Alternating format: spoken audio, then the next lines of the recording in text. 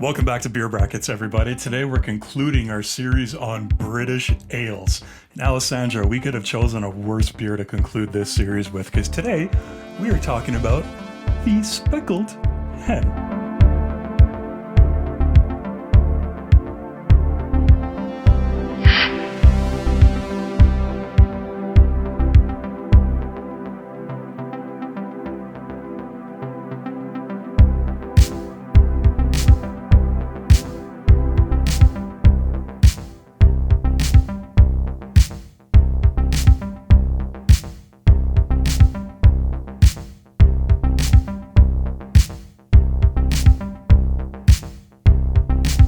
One of the most popular examples of a British ale, an internationally exported British ale that you can find. And man, this is another one that I haven't tried.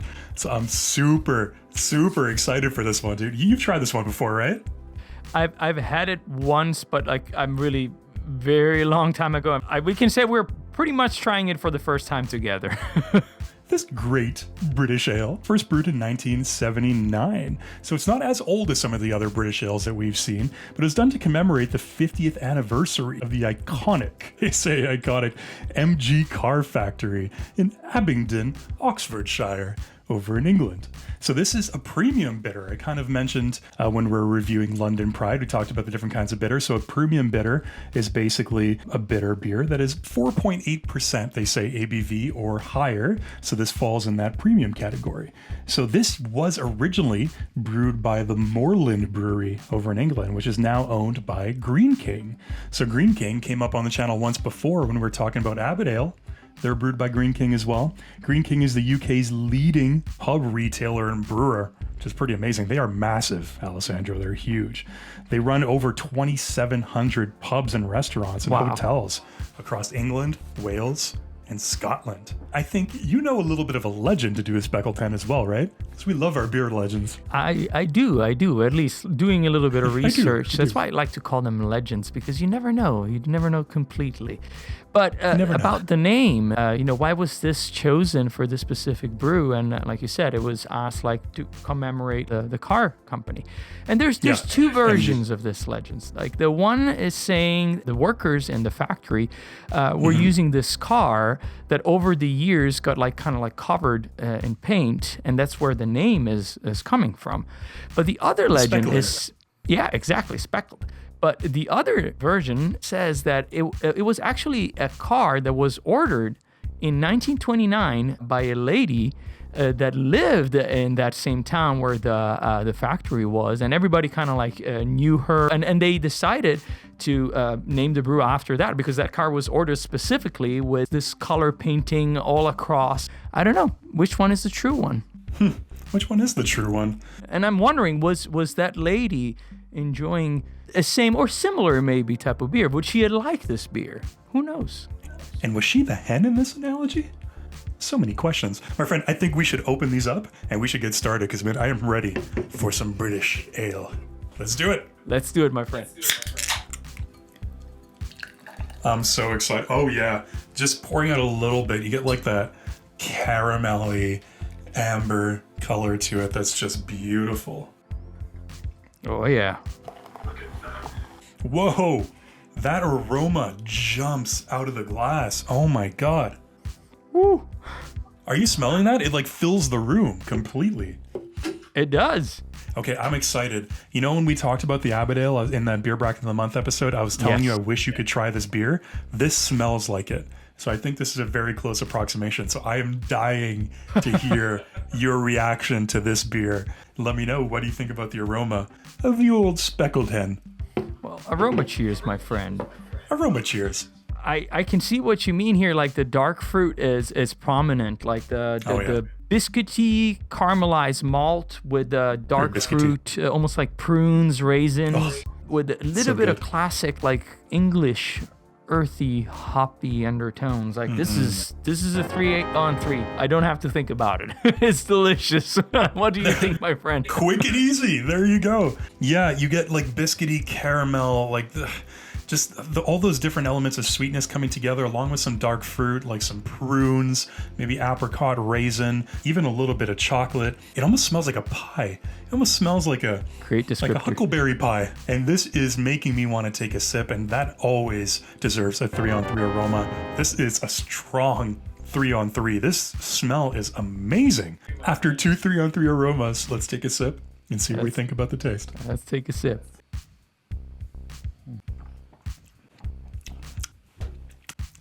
See, it's funny, like how you said, like the reflex muscles, like are just. Yeah. I was almost getting into the glass, like while I was smelling it, and yeah, I mean, rightfully so. You stay out of that glass.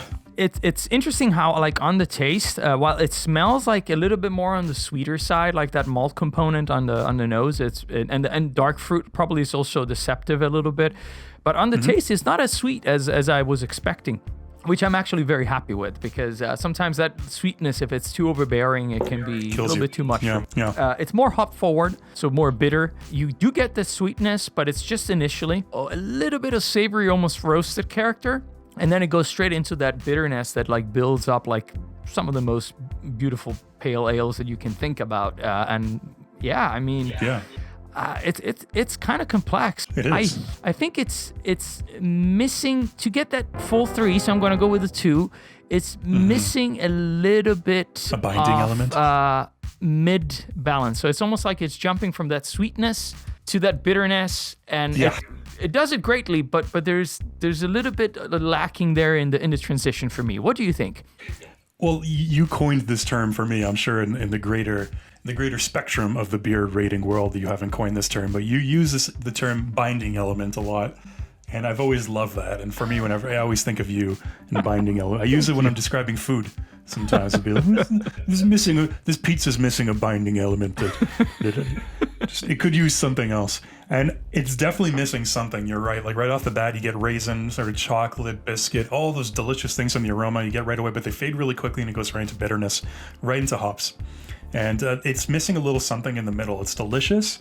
I like you said, that it's not overly sweet on the taste. You're not bombarded by the sweetness. You're not bombarded by like the heavy malts. It doesn't tire your palate if you were drinking, let's say, a whole pint of this. Although I think drinking more than 1 pint of this could get a little tiring on the palate because it is a little strong. But I agree, 2 is a very fair score. I'm going to stick with the 2. I think there's, what you call it, the mid palate, it's missing something in the middle of that binding element to kind of tie the sweetness and the bitterness together. So a solid 2. Mouthfeel, as is tradition in this great channel of ours, we must do a little bit of a refresher. Refresher moment. The refresher moment. There we go. Beauty. All right, let me know. What do you think? I think, the aroma is like, every time you pour it, it's just like invading the room. It's amazing. Let's see, mouthfeel. Fairly carbonated, let's say. Not very carbonated. Fairly carbonated. I'm sure there's probably a difference between bottle and can. Like, would be interesting maybe like to do a comparison one day if we both can find both. Well, yeah, look at your glass right now as compared to mine. Yeah, I've got like a really thick head on mine, and yours dissipated pretty quickly. So it seems as though there would be a difference between bottle and can here. Yeah. But I can't get the bottle where I am, unfortunately. But maybe one day. We'll maybe see. one day. Still, like, even if it's not as carbonated as yours, like, I'd say the carbonation is fairly present. It fades like quickly, and it goes into what I've referred to before, a little bit of oily. I like it, but I think it's, again, like, it's missing something to be bumped up to that high score. So I think I'm going to stay with the 2. It's very well made. It's very enjoyable, but like you said before, there's something about it that I think, like, drinking a pint would be amazing, but I don't know if I would order a second one of the same. I might want to switch to something different. What do you think, my friend? Yeah, I think the mouthfeel is all about that oiliness for me. Like you said, it's fairly carbonated, but it's not carbonated in the way that it's like harsh. Like, you don't feel the bubbles bursting as you're drinking it. It's a different kind of carbonation. It's a really smooth, subtle, very, very gentle. It's not very present in terms of a mouthfeel. I'm tempted even to go as low as a 1, but I think I'm going to stick with a 2 just because I do really appreciate it. You can tell it's a really masterfully brewed beer, and I think it deserves... it deserves to be complimented here. So just to say it's a low 2 on my end. I'm teetering towards a 1.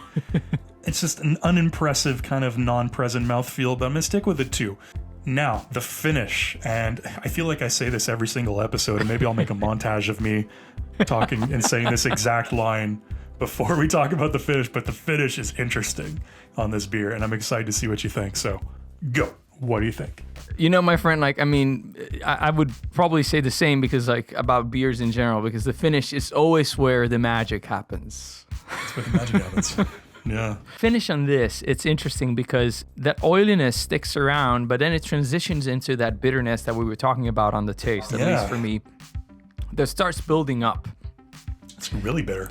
What I really like about it is that it's really showcasing the character of what I think, and that might not be necessarily, I'm sure there's probably better examples or people have different opinion, but what I think about British ales, like it really, that character of the hops that shows in this case is very, very distinctive. It has that like earthy undertones, a little bit of, I don't want to call it spiciness, but it's definitely, you can tell that it's not American hops, like let's put it that way. Word.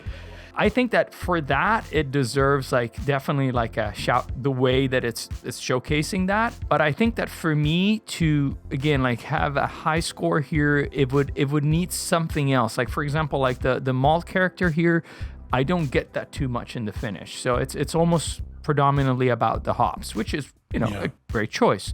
Because it so well represents what I think about British beers or the hops that are used in British beers, I'm going to still stay with the 2. I can't stop thinking about the finish the entire time we've been talking here and reviewing this beer, because it's just like this really sort of sharp, sour bitterness that just lingers after taking a sip. And I think what you said kind of hits the nail on the head, where it's really showcasing this different kind of hops that you don't get in a lot of North American beers. It's very distinct. It's very different. It's very sharply bitter, and it lingers for a little while. It's representative of a style. I agree 100%. It's not so much to my taste. So this isn't a criticism. It's just me expressing what I look for in a beer and what I enjoy in a beer. I'm not enjoying the finish so much. I'm going to go with a 1. It's almost sour, like I said before. It's just sharp and it lingers a little bit too long. And I'd like a little bit more, like you said, of the maltiness. I'd like a little bit more of that biscuit, a little bit more of the dark fruit to be present on the finish as well. You don't get it on the taste as much, which was a little disappointing, but you know what? It worked. So now we get to the overall category, where all the intangibles come into play. What do you think? As an overall beer experience, this old speckled bird over here, what would you give it on 3? Well, after some beer meditation and some thinking, I think that it deserves a 2 for me, because I can see what you mean when you were talking about that sour, almost like bitterness that comes through. Yeah. Here for me, what prevails is the fact that it's showcasing a great example of British beers, ales specifically, and it's extremely easy to access. Like we were both able to get our hands on it, and you know, I know there are probably other beers that I would like more even in that category, but for all of those reasons, I think I'm going to stick with the 2. What do you think, my friend? You know what? I'm going to agree with you, and I think that it is a fantastic representation of the style. And we've said that a couple of times this video, but it's true. It is a very enjoyable beer from start to finish. And even if you're nitpicking it and picking it apart to say, "Oh, I wasn't a big fan of the finish," that aside, the whole beer together, it's really good. This is a really great example of a good British ale. It's delicious. 2 on 3 is very fair. It's not an extravagantly wonderful beer experience where it would get like a 3 on 3 from me. It's not a perfect standalone example of the style that I would say deserves a 3 on 3 score. So I think 2 is very, very fitting for the Speckled Hen. As calculating our final scores for the Old Speckled Hen for myself came out to a 3.33 on 5. For Alessandro, it was a little bit higher. He gave it that 2 on 3 for the finish, whereas I had the 1 on 3. So for him, it came out to a 3.66 on 5. Both of them in our rating system come out to a great beer. And this is, the Old Speckled Hen is a great beer. This is a really delicious British ale, my friend. This was fun. Look at that. Guys, thank you so much for joining us. Hopefully you enjoyed our series on British ales. Hopefully you got a little bit of insight into what this style is. I think we explored 3 really good examples of British ales and a really good kind of scope of slightly different versions of this ale that you can find on the market really easily where you are. Let us know down below, what do you think of the Old Speckled Hen? What's your favorite British ale, if you have one? Let us know. We'd love to hear. Was the Old Speckled Hen your favorite? Did you like Eddie and the Trooper? Was that your favorite of the three? Or was it the London Pride? The crown beer of the capital city of England? Let us know, everybody. Whatever you do, whatever you choose, don't forget to close your British Ale beer brackets. Never forget. Never forget.